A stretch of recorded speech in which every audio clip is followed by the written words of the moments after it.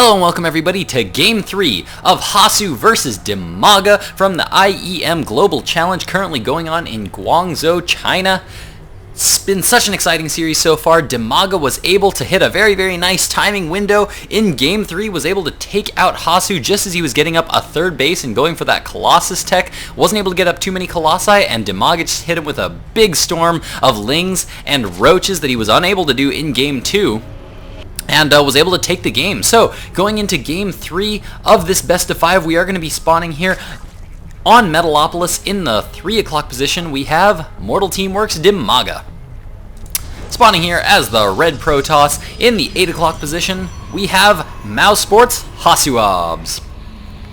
Now, Metalopolis is not a map we've been seeing too much lately just because it's been removed from the map pool. Still trying to use it in some tournaments just because, well, players just consider it to be one of the most balanced maps ever created. Notice this is not the MLG version of the map. There is no supply depot at the bottom of the ramps, stopping any kind of early cannon-ins or anything like that. But I don't think that's too much of a concern, as it's just really lost popularity as a style of play. I would definitely be very surprised to see that from Hasu this game. We do see now Hasu is going to be going for a gateway. So far we've seen a lot of Forge Fast expands out of Hasu. Definitely not going to be as possible on this map. On the Game 2 on Dual Site we didn't see a fast expand just because it wasn't as viable on that map.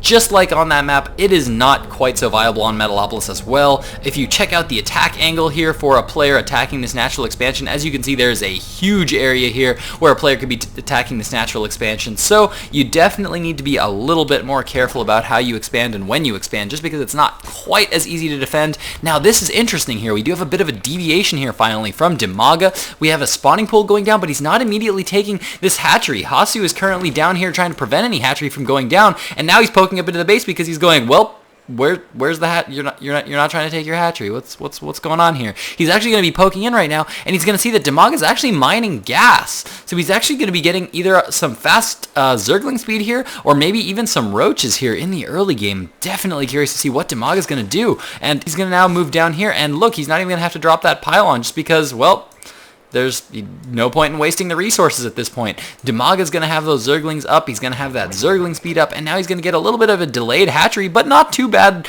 delayed. And it's a pretty safe bet that his opponent's not going to be fast expanding on this. So even with this delayed hatchery, he's still going to be a little ahead of his opponent. So excellent, smart thinking there from Dimaga.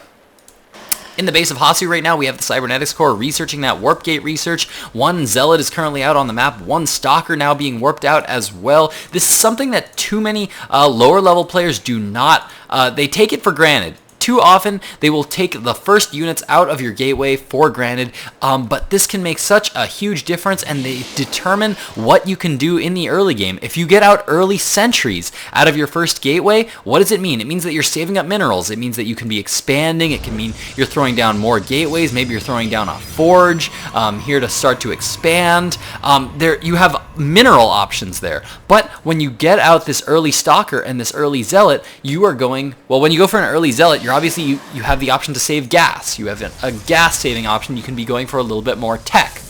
If your first unit is a Stalker, then that allows you to spend a fairly even amount of minerals and gas, but it gives you a little bit of early map control because they're very fast in the early game, can be out moving across the map, doing a lot of poking. By getting this early Zealot and Stalker, he's got a fairly decent force at attacking this early in the game. One Zealot and one Stalker, if microed properly, can actually do quite a bit of damage here. So it looks like Hasu is just trying to move out with a bit of a strong force here, as he's now taking his Nexus, and he got these 2 sentries. See how he followed up with these 2 sentries? Why? Because he wanted to continue to spend his gas, but wanted to save his minerals. So those sentries definitely helped him do that, and now they're saving up energy. So definitely smart play there from Hasu. Definitely this is all well thought out. He is not just getting units because he's got money. He's not saying, oh, well, I have 200 gas, I guess I'll get 2 sentries. No, he's already decided from the get-go that he's going to be getting a Zealot, a Stalker, and then 2 sentries, and now even a 3rd sentry, so that he has the minerals to afford this Nexus. This is all very carefully planned. And now, I'm actually curious to see if he's producing more sentries, because now you can see that he's getting gateways, which is mineral heavy. So, in the base of DIMAGA, let's switch over to the DIMAGA cam right now. We can see that 2 spine crawlers are going down at the natural expansion. This is just a safe precautionary move here by DIMAGA. Just because he's focusing on drones, he wants to be using spine crawlers. Why spine crawlers? Well, because spine crawlers are kind of really good in the early game, and they only cost 2 larvae. They only cost 2 larvae, whereas an equivalent number of Zerglings in spine, like I would say 1 spine crawler is probably worth about, what, 8 or 10 Zerglings? Maybe a little less, maybe 6 or 8 Zerglings, but 6 or 8 Zerglings cost 3 or 4 larvae, which could be used for drones. So this early in the game, you definitely want to be producing spine crawlers for defense if you can afford to do so, and you're not looking to be too aggressive, and you're going for just this heavy droning style that DIMAGA is going for. Now, we do see some more interesting deviations here going down for DIMAGA. The macro hatch has gone down. Looks like he's going to be going for some fairly heavy lings. Currently has that macro hatch going down, the roach warren's down as well, and now we currently have 2 evolution chambers going down as well, so it looks like he might be going for a big +1/+1 timing attack here, as he is just now getting fully saturated at his natural expansion, and he's going to start to produce a lot of roaches and a lot of lings here with this extra hatchery, taking a 3rd as well, so it looks like he is going to be sitting back, going for a similar roach ling style as he went in the previous 2 games. How will Hasu respond? I'm actually very curious to see whether he's going to be going for faster Colossi this time around, or will he delay his Colossi and continue to get up those really strong stalkers. I would definitely think that he needs to go for something a little more tech-based.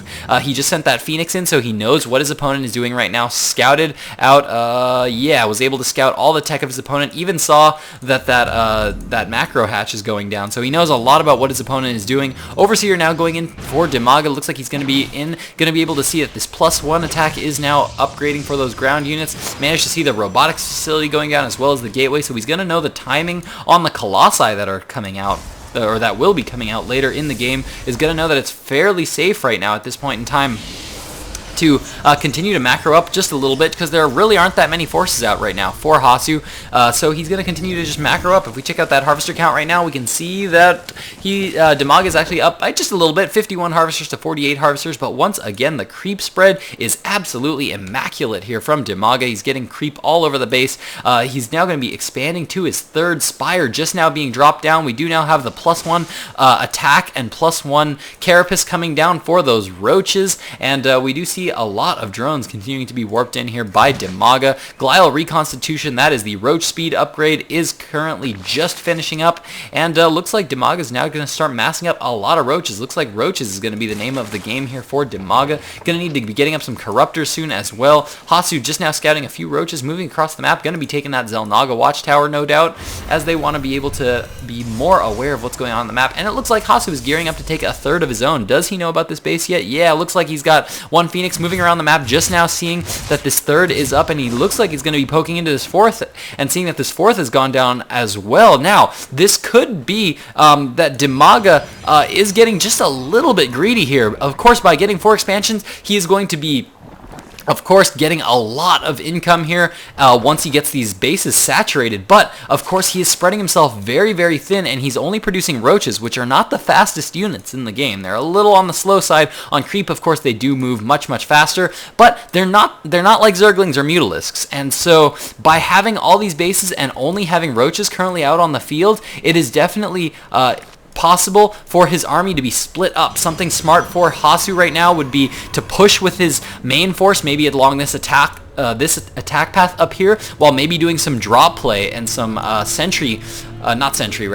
Warp Prism, maybe Dark Templars, or just Zealot Warpins here on this high ground to try to take this expansion and try to force DIMAGA to split up his forces as much as possible. DIMAGA is going to be poking up onto this ramp, seeing if there are any pylons, and we do now see that Hasu is now moving out. Colossi are now out on the field. 1 is currently out, another one on the way. Extended Thermal Land's going to be done soon. These units are currently +1 attack upgrade, +1 ground armor about to be completing, as well as the 3rd goes down. More warp gates going down, getting a complete wall off there. Actually, there might actually be a little bit of a hole there for Zerglings to swing through. But Hasu's starting to look very aggressive here as he's now moving out. He's scouting ahead with this 1 Phoenix. Very smart play. Wants to know where his opponent's army is before he moves out onto creep. Smart play there from Hasu, and he does have an observer with this army, so he's going to move out, start taking down these creep tumors, staying on the very edge of creep. Doesn't want to get easily surrounded here. And now he's going to be pushing in here. Looks like he's going to start poking away at these spine crawlers and continuing to rally in more units. Does not currently have a forward pylon out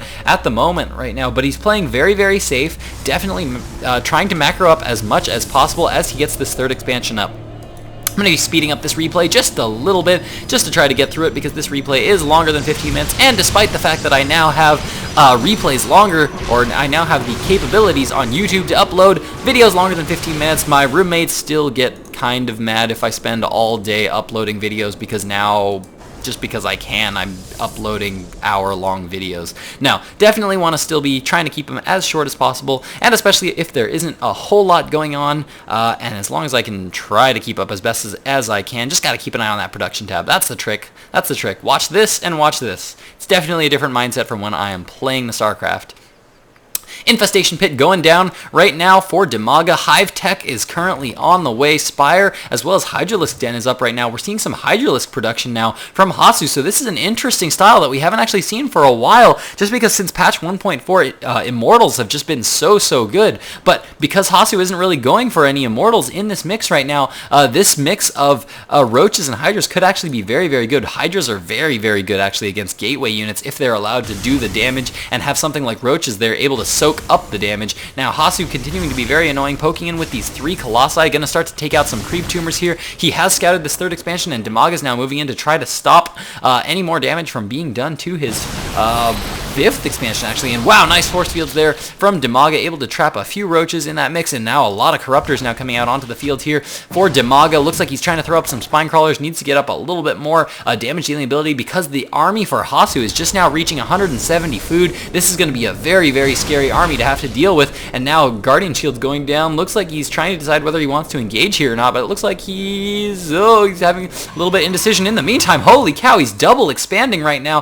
taking 4th and 5th bases while he keeps his army here in the middle. Absolutely love this play here from Hasu. By keeping his army here in the middle, he can constantly bounce back and forth between this attack path and this attack path, and force his opponent to kind of have to keep moving around in this kind of arc.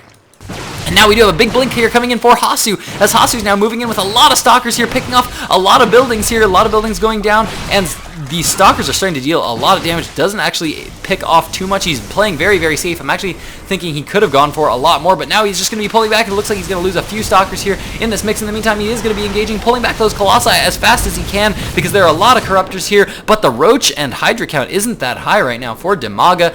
Dimaga currently actually down in food to the 184 food of Hasu, so Hasu in a very good position right now.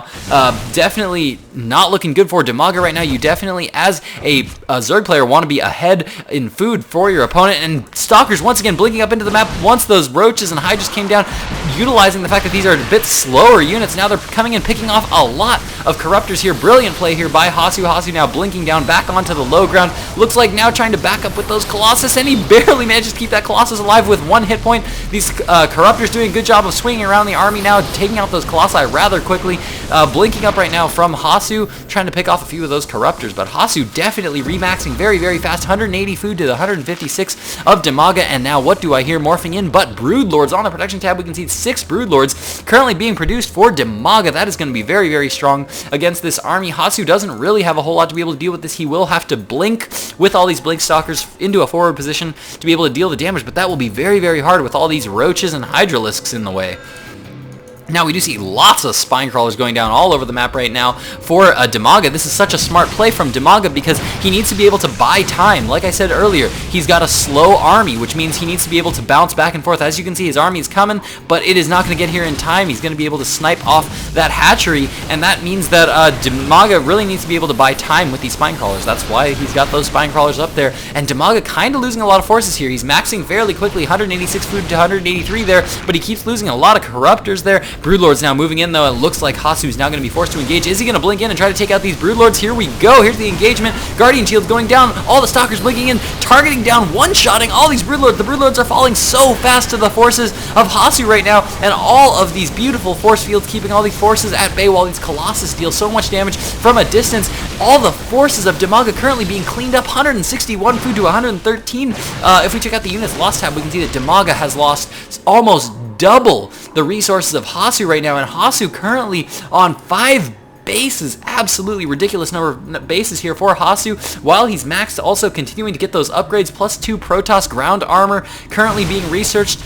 These units are all currently 3-1 in upgrades. These Stalkers able to deal so much damage, and HaSu now coming in, targeting down that Greater Spire. The Greater Spire is going down rather quickly as he's taking some damage from these Spine Crawlers, but those Spine Crawlers are going to just melt to the forces of HaSu as he now comes in with a big force. 15 Roaches currently on the production tab, as well as 9 Corruptors coming in trying to deal as much damage as they can. Some Infestors being caught out of position there. Is Adrenal Glands not done? I don't think actually that Adrenal Glands, it is done. Looks like those Infestors just didn't quite have enough energy at the moment. Maybe they did get a couple off there and I just missed it. But either way, HaSu's continuing to stream reinforcements in right now. 170 food. DIMAGA's actually remaxing ridiculously fast right now. Not going for any kind of a counterattack here. And his main is just falling so fast. The Roach Warren is going down. Hydralisk Den goes down. Evolution Chamber is now going down as well. Hive is being focused right now. Or not being focused, but looks like DIMAGA now coming in. 130 food right now of DIMAGA to the 179 of HaSu. Tons of Corruptors now coming in,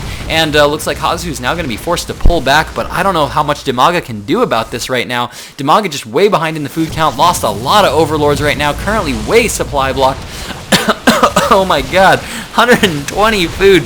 Over 92 rather, so not the best position to engage here from DIMAGA either, and HaSu just blinking forward with all these Stalkers, dealing so much damage to these Roaches. These Stalkers just deal so much damage with that +3 attack upgrades, and they survive so long with that +2 armor upgrade, and DIMAGA GG's out of game 2. Holy cow, this has just been a trade-off over and over and over. These players are currently 2-2 right now, meaning we are going into game 5, ladies and gentlemen, to see who can take this best of 5, so stay with me. This game is getting darned intense.